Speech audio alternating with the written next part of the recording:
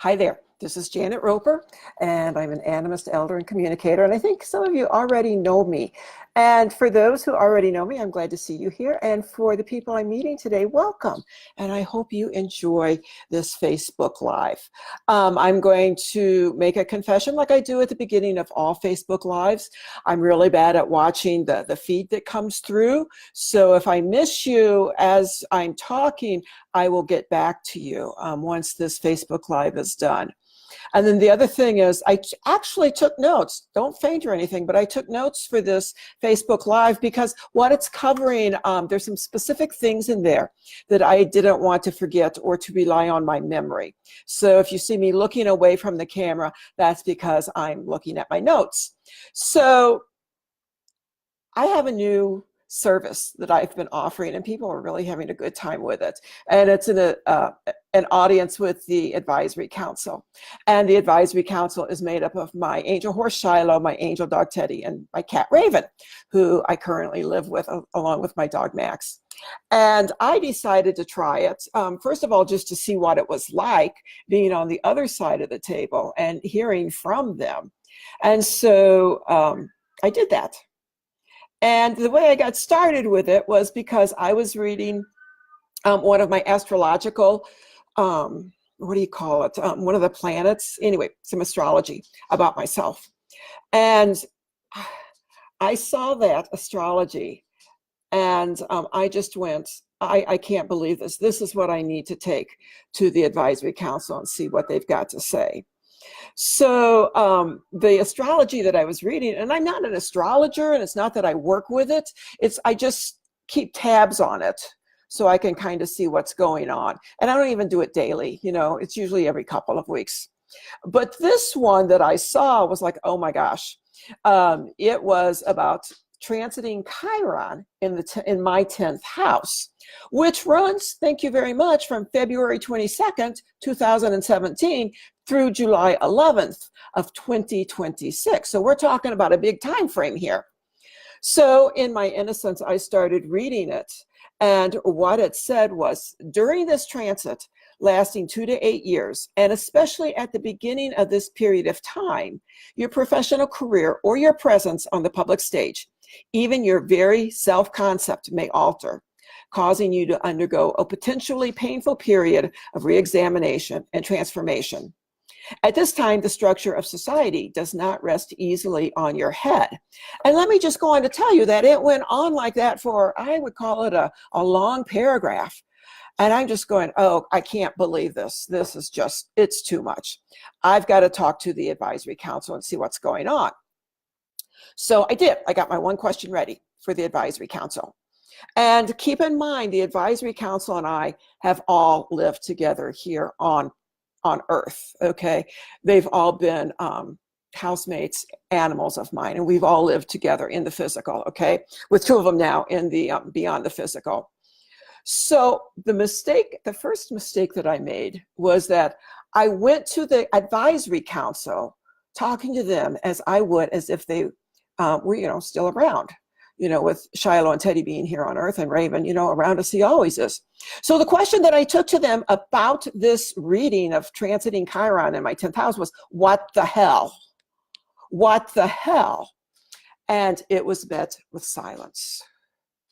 And the 3 of them lined up in front of me. So you got big horse Shiloh, you got a small dog Teddy, and you got a fairly big cat Raven. And energetically, they lined up in front of me, and there was silence.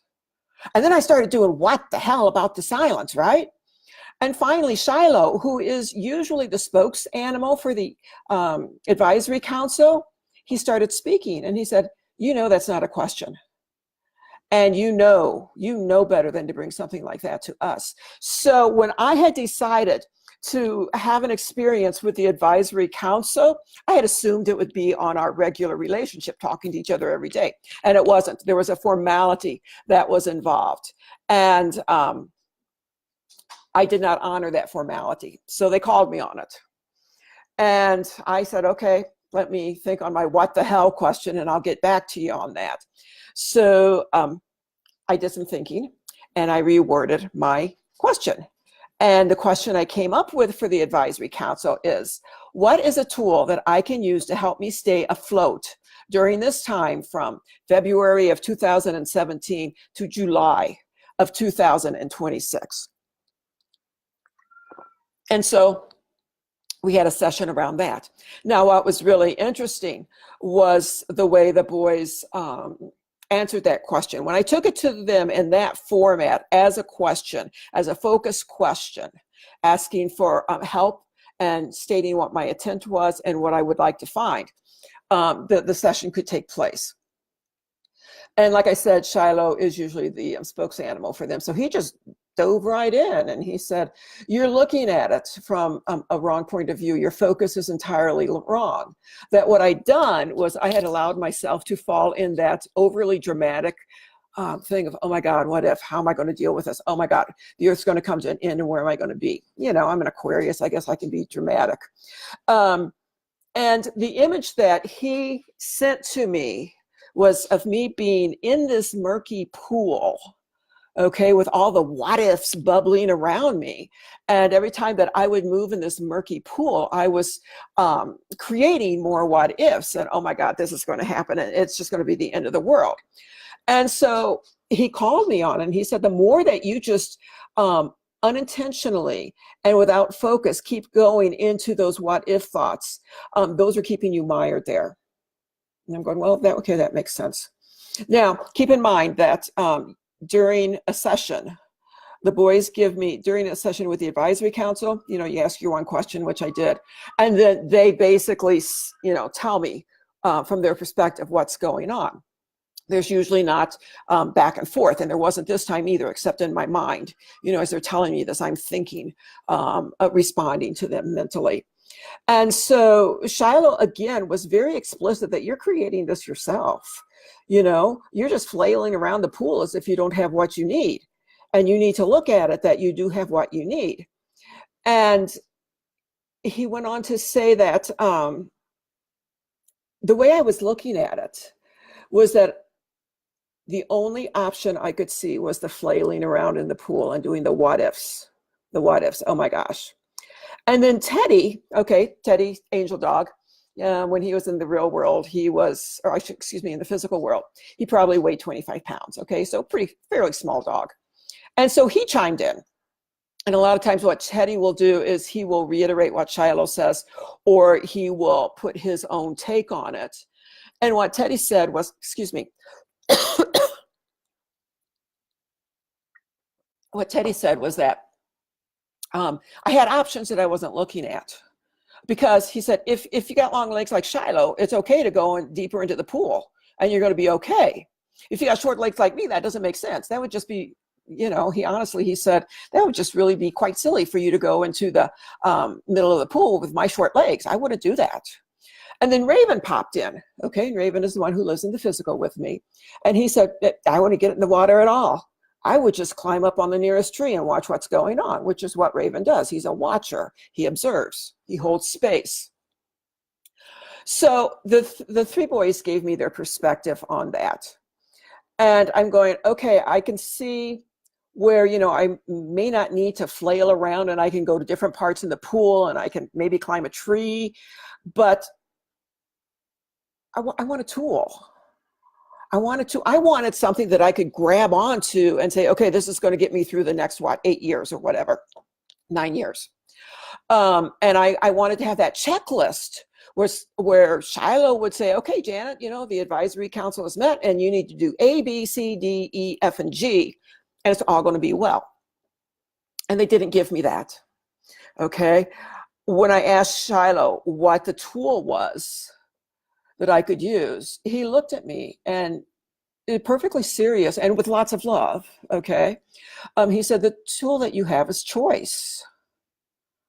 And I'm going, okay, tool that I have is choice. What does that mean? And then all of a sudden, it was like the light bulb went off. And, you know, quite frankly, this astrological period that I'm going through, it could literally last the end of my life. Okay. And so I was looking for that tool to help me with that. And then when Shiloh said, you have the tool of choice, I realized that, yeah, I have the tool of choice of how I want to deal with this, how I choose to deal with this. Now, having said that, okay, if you remember the last Facebook Live, what I was talking about was going deeper and what it means to go deeper, at least from my perspective. And so as I was contemplating, and I'm sitting with what the boys had told me during the advisory council session, and seeing that they said, okay, you've got the tool of choice, I realized that I've got the tool of choice, and it's not that simple of simply choosing of what I want to do. Because as I said in the last Facebook Live, we all look at the world through our own lenses. And so when it comes to a choice, what I need to do is look at the choice that I made through the lens at which I look through the world, okay, which for me, it happens to be animistic. Okay, and so other people, it might be religious, it might have to do with ancestors, it might have to do with family, it might have to do with education, it might have to do with scientific, okay? There's all kinds of different lenses that we can look at through the world. But in looking through the world as I do through that animistic lens, okay, what also colors it is my family, my ancestors, the lenses that they use that I have taken on without realizing it, and which I still use to look at the world without realizing it because it's my lens, So when I learned about the option of choice and went that step deeper of going, okay, yes, I've got choice. And now what are the lenses that I'm using to look at that choice? There was this, oh gosh, it was just like a gold mine that opened up for me. So I just wanted to share that with you of my experience of working with the advisory council. Now, I realize that, signing up for a session with the advisory council is going to be different for different people because we're all different, that kind of stuff. But what has always happened in the sessions is that the boys give one word or one phrase that really sticks out for the people, something that they can grab onto, and then work with that and take it to a deeper level if they would like to do that. So I'm going to invite you to check out the advisory council page on my website. And to do that, go to janetroper.com. Top right-hand corner, you'll see Work With Me. Click on that greenish button. Click on that, and then you're magically whisked away. I love how the internet works. You're magically whisked away to my Work With Me page. Scroll down and you'll see an audience with the advisory council. I do invite you to check on that page and see how it works, see what people are saying about it, see if this is something you might be interested in signing up for yourself. Because I got to tell you, the people who have sent in testimonials about this, every one of them has said, wowzers. That this is something that's really important. And when I did the session with the boys myself, it was like, yeah, this is really important because it gives you that one little thing to hang on to. And then you can choose to go deeper or not. The other thing that I want to tell you about is, do stay tuned, because in the next couple of weeks, I'm working, or at least in the near future, the very near future, I am working on a new project with a colleague, with Miriam Tile Alberts. I hope I pronounced her name correctly. And the project that we are working on is the Animal Council Chronicles, or Advisory Council Chronicles. So stay tuned for that. And you will be seeing more about that as we get closer to finishing the project and working on it, okay? So I thank you very much for being here today, whether you're here live or whether you are watching this afterwards. Thank you so much for being here. If you got any questions, either about the session that I just shared with you, like this 9-year cycle of what the hell, or, questions about how a session might work for you, please let me know, okay? And then the other thing to leave you with is that my role in the advisory council is I have opposable thumbs. I do the typing, and I speak English, and I communicate what the boys say to the people. All the information comes from them. So thank you again for being here, and I look forward to seeing you. Take good care.